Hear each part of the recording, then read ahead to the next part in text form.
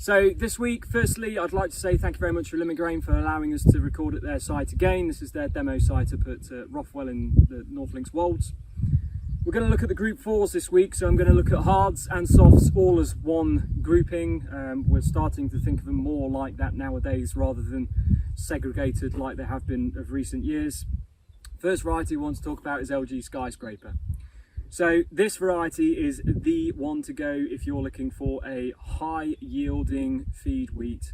Look no further than LG Skyscraper. We have a tall straw, but crucially a stiff straw. So this seems to be a trait of these higher yielding modern wheat types, is that we need that extra biomass to build the extra yield from the photosynthetic area in there. So really high yield potential. We've seen the yellow rust holding up very well. Yellow rust has killed certain other high yielding Group 4 varieties in recent years. Skyscraper has managed to really hold on to that resistance, doing a good job. Septoria is a 5 point something on the recommended list, so it's not the highest rating for Septoria, but in fairness I think that's probably slightly underrated. I think that in reality it's not that bad, but we have to go off the scores that the AHDB publish. So for me, barn filling variety, very high yield, good grain quality, flexible in terms of when you sow it. You don't want to be sowing this very early in September, but again, mid-late September onwards, this will see you all the way through the winter. So really good variety. So next variety we're going to talk about is rgtsaki. So unlike LG Skyscraper that we've just looked at, that is a very early developing variety in the spring, so very good for blackgrass suppression, or if you on a site where you've got a slow start in the spring. Great variety for that, and it's also very early to harvest. rgtsaki is the opposite, so it's a very late developing wheat. It's always one of the last to put an ear out, and is late to mature. So those two partner each other really nicely on farm in that they spread all of your input timings throughout the season, and they also spread your harvest date as well quite nicely. So if you're looking for big groups, big areas of Group 4s, then those two in combination, very good partnership.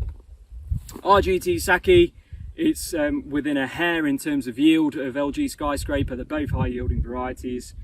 What we see here is very good septoria resistance. It's held the yellow rust out as well. There's nothing to be worried about here yet with yellow rust.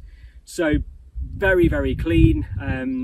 One of, if not the cleanest Group 4 varieties that we have on the recommended list.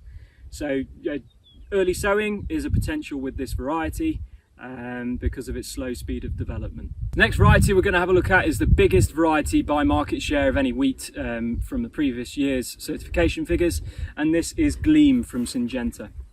So Gleam's been around a number of years, and it's not by coincidence that it's got to be the most popular wheat on farm. Overall, it offers a really good agronomy package. It's a relatively short and it's very stiff straw. Very flexible in terms of sowing windows, so it can be sown early, can be sown late. It can adapt to most situations, or can be forced, I should say, in most situations. Good grain quality, so all in all, good variety still. There are higher yielding alternatives to this now, but if you're looking for a fairly secure wheat that you know how to grow, then it's doing a really good job. Okay, so we're at the next few varieties. So Graham, I think this is going to have a lot of longevity in the market. There's not a lot to really beat this in the western side of the country yet.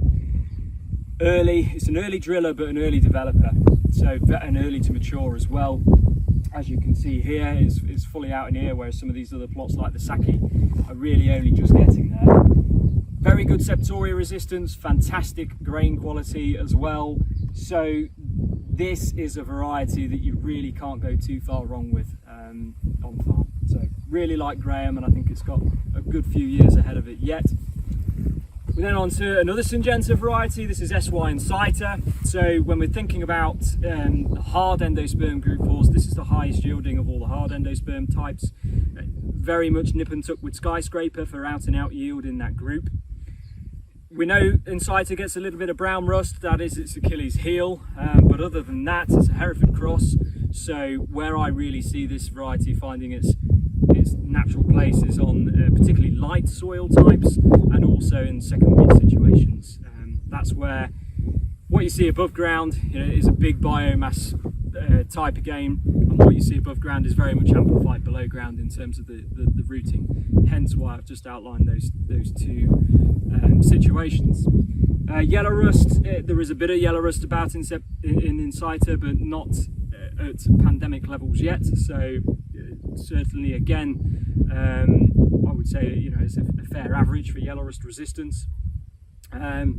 So a high yielding light land second wheat inciter, very good bet. We'll just move it on now to the polar opposite really, and this is KWS Parkin. Parkin is a Grafton type. Okay, so what we have here is the short, stiff straw.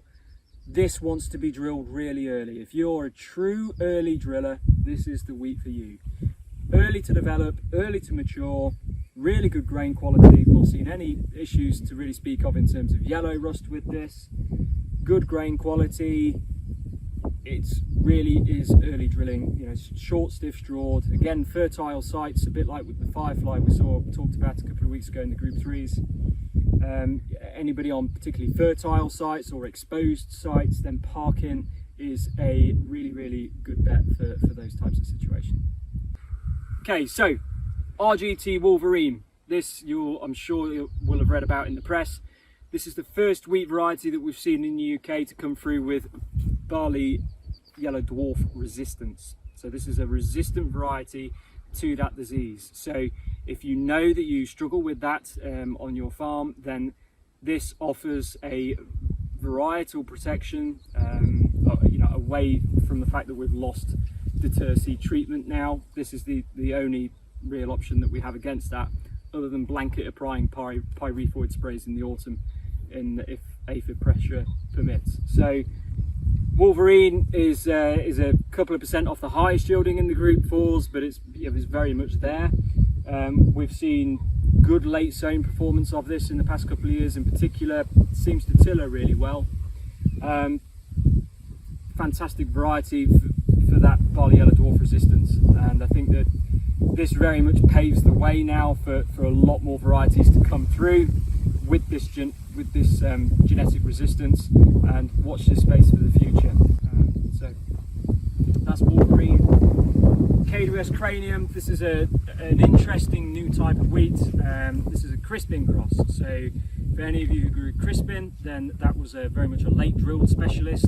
Had a weaker straw, so that really did limit it in the late sown slot. After sugar beet, potatoes, you know, late lifted crops, maize. Cranium is a crispin cross. So what we have here is it's a keeled cross by crispin. So that's really stiffened the straw up. So we've now got a crispin which we can drill a little bit earlier. Yellow rust's holding up really well. Grain quality is okay on this one as well. So nothing to be overly concerned about with this whatsoever. Where we also see this working is because we can pull that drilling date forward, is in no-till, reduced tillage, your direct drilling situations where you need a variety with a lot of vigour in the autumn. KWS Cranium very much has that. So you know, don't dismiss it as a late drilling type like crispin. There's a lot more to it. Nice big ears. I think this has got a lot of potential going forward.